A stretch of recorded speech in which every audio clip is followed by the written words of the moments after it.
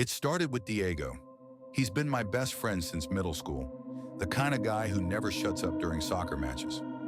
We were hanging out at his apartment, talking about a trip we might take, when he said, "Man, if we go to Cusco, I'm definitely bringing my drone." I laughed, nodded, and kept scrolling on my phone. Not even 30 seconds later, he leaned forward, same grin on his face, and said, "Man, if we go to Cusco, I'm definitely bringing my drone." Word for word, same tone, same laugh afterward. "Wait," I said. "You just said that." Diego looked at me like I'd grown a second head. "No, I didn't." "Are you okay?" That was the first crack. And if you're enjoying this story so far, make sure to hit that like button.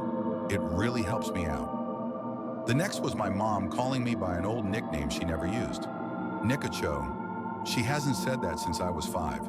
When I asked her why she suddenly brought it back, she froze for a second, then said, "What are you talking about?" "I've always called you that I brushed it off. Tried to. But it kept happening." Laura, my girlfriend, told me one night about this amazing beach we went to together last summer. The thing is, we never went. I remember working all through July. I told her that. She tilted her head like a doll that doesn't quite understand the question and said, "No, Nico." "Don't you remember?" "It's in the script," I laughed nervously. "The script? What script?" But she just smiled, too wide, and kissed my cheek. It was the cafe incident that really shook me. There's this place near campus where I always order orange juice. That day, the barista, a cheerful girl named Camilla, came back with a black coffee. Sorry, I ordered orange juice," I said. She looked straight at me, smile fading, and whispered, "It's not in the script." Silence. My stomach dropped. "What did you say?" Camilla blinked like nothing had happened. "Orange juice, right?" "Sorry about that." She rushed off, leaving me sitting there with a coffee that was still steaming. If that gave you chills, let me know in the comments. I read all of them. I started noticing patterns. Cars on the main avenue stopping at the exact same rhythm. Conversations repeating in the same sequence when I walked past strangers. Even the stray dog by the bookstore, scratching its ear at the same second every afternoon. One night I confronted Laura. "I need you to tell me the truth," I said. "What's going on?" "With you, with everything. Is this real?" She was brushing her hair, sitting at my desk. Her hand froze mid-stroke. For a long moment, she didn't move. Then, without turning around, she said, "Don't think too much, Nico. It's not healthy." Her voice was flat, mechanical. I didn't sleep that night. Yesterday was the breaking point. I woke up and found my dad sitting in the chair across from my bed. He wasn't supposed to be there. He lives in another city. "Dad?" I said. He didn't answer, just stared at me.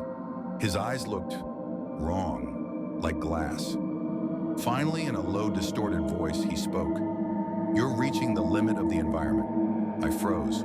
What the hell does that mean? This isn't life. It's simulation. When he blinked, for the briefest second, I swear I saw a blue screen flicker across his pupils, like a computer crash. I bolted out of my room, out of the house. But outside, it wasn't the neighborhood anymore. It was white, endless, a blank space stretching forever, and in the middle of it, a glowing door. I don't remember deciding to open it, but I did. On the other side, I heard a voice. Not my dad's, not anyone's. Deep, echoing, everywhere at once. "System reset. Subject will be reinserted into the simulation," and then, black. I woke up in my bed this morning. Sunlight poured through the curtains. My phone buzzed with messages from Diego, joking about the soccer match that night. Everything looked normal, except my dad was still sitting in that chair. I told myself it had to be a dream, a leftover hallucination from lack of sleep.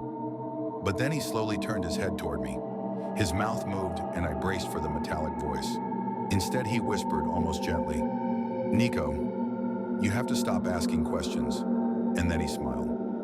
Just a normal, tired smile. For a second, I almost believed it. Almost convinced myself I'd imagined everything. But then I remembered Camilla at the cafe. The way her voice dropped, flat and lifeless, when she handed me the wrong drink. It's not in the script. And I can't stop thinking, what the hell does that even mean?